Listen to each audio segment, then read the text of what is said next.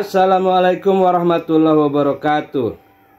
Selamat pagi para netizen di mana saja Anda berada. Salam opini rakyat. Hidup Jokowi!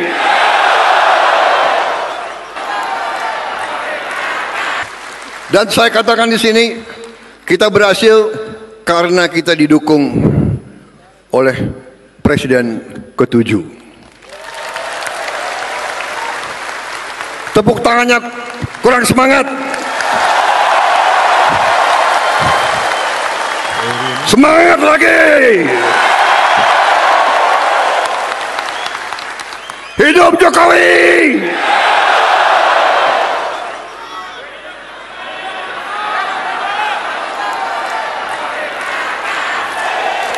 Terima kasih, terima kasih, terima kasih, terima kasih, Pak Jokowi,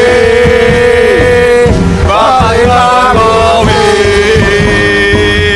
Terima kasih, terima kasih, terima kasih, terima kasih, Pak Jokowi. Terima kasih. Sekarang ingin saya bandingkan dengan approval rating Bapak Presiden Prabowo Subianto. 100 hari kemarin,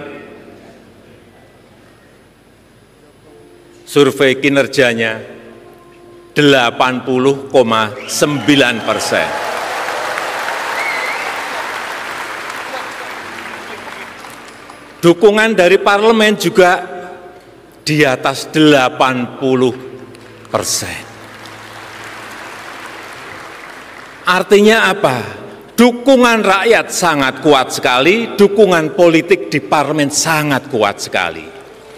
Sehingga saya boleh menyampaikan Presiden Prabowo ini adalah presiden dengan dukungan terkuat baik dari rakyat maupun dari DPR. Coba cek seluruh presiden yang ada di dunia ini, sekarang ini nggak ada yang sekuat Bapak Prabowo Subianto. Yang jadi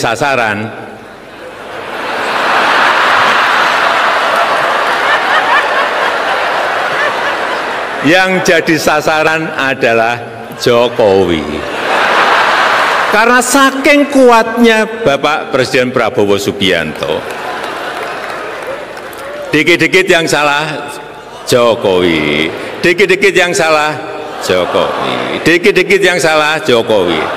Coba sekali-sekali nyalain Pak Prabowo, nggak berani. Karena kepemimpinan dan determinasi Pak Prabowo sudah sangat teruji. Kita tahu tadi sudah disampaikan oleh Pak Prabowo. Buktinya berkali-kali kalah tetap terus maju. Dan akhirnya menang. Mohon maaf, 2 kali yang mengalahkan saya.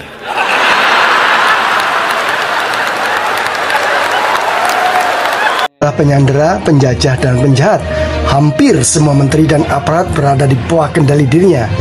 Ia bukan sekedar seorang presiden, tetapi bos mafia. Cara kerja mafia digunakan untuk menundukkan lawan dan kawan politiknya. Jokowi bukan profil negarawan, tetapi penipu, pembohong, dan dajjal munafikun. Sekelas Prabowo, mantan Danjen Kopassus dan Pangkostrat mati kutu seperti kerbau dicocok hidungnya. Setelah jadi presiden, kabinetnya diatur-atur, dipanggil ke Solo untuk menghadap, menutup mata atas cacian dan hinaan anaknya. Pura-pura tak peduli Fufafa, Bahlil menjadi Bahlul, mewanti-wanti agar tidak berurusan dengan Raja Jawa. Bahlil seperti menggambarkan Jokowi itu demit atau genderuwo yang menakutkan. Ketum partai bertekuk lutut tidak berani mengangkat muka. Setelah Nasdem terakhir, PKS bersujud ikut memuji keberhasilan Jokowi. Jangan tanya PAN, PKB atau P3, Golkar jauh lebih dulu. PDI yang menciptakan monster Jokowi setelah dikhianati juga tidak berdaya untuk melawan.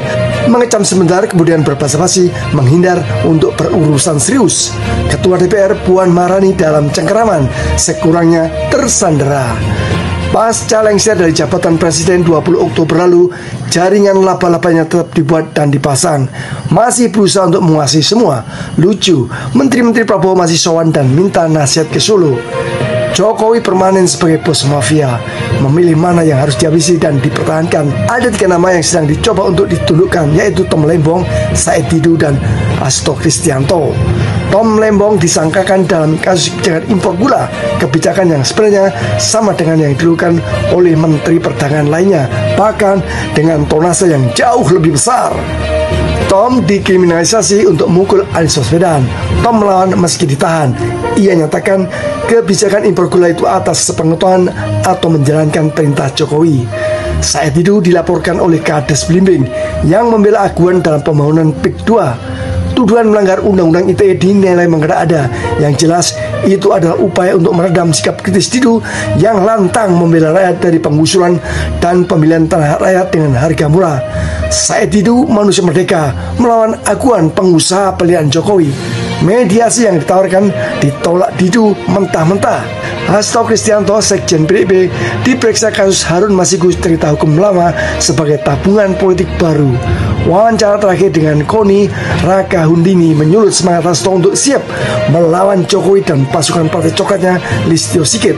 Hasto siap membongkar peran Jokowi dalam menghalangi Anies Baswedan di Pilgub Jakarta. Jika ketika tokoh tersebut serius melawan kejahatan rezim dengan terus membongkar konspirasi Jokowi dalam menipu dan membodohi rakyat, maka benih pemberontakan telah ditaburkan, akan tumbuh membesar bersama semangat rakyat yang sudah lama jengkel dan muak pada perilaku politik Jokowi dan kroninya. Jokowi tidak cukup turun dari jabatan karena faktanya meski tidak menjabat sebagai presiden, ia masih mampu menguasai semua. Jokowi harus dibuat tidak berdaya, ditumbangkan, dan diadili agar dapat mempertanggungjawabkan kejahatannya. Jokowi adalah sumber masalah. Selama Jokowi leluasa bertindak, maka masalah bangsa ini akan terus membelit. Pemberontakan tokoh telah dimulai dari orang dekat hingga oposisi. Tom, Didu, dan Hasto mengebrak. Anies dengan aksi dukung Pramdul melakukan perlawanan pula. Gumpalan oposisi akan semakin berani untuk menggergaji Jokowi. Selama Jokowi masih merajalela, jangan harap negara akan berjalan normal. Sikap yang paling bijak adalah dengan segera menghentikan langkahnya. Penghentian itu secara revolusioner. Bicara tentang orang ini tidak ada habisnya. Seolah-olah semua kelakuan iblis dia punya. Ketika menjabat sebagai gubernur, baru 2 tahun lebih sedikit sudah ditinggal untuk mencari kekuasaan yang lebih tinggi. Lalu ketika ia dipercaya, ia hianati partai dan orang-orang yang percaya padanya. Ketika ia melihat hutan habis digunduli, dikeruk untuk keuntungan pribadi.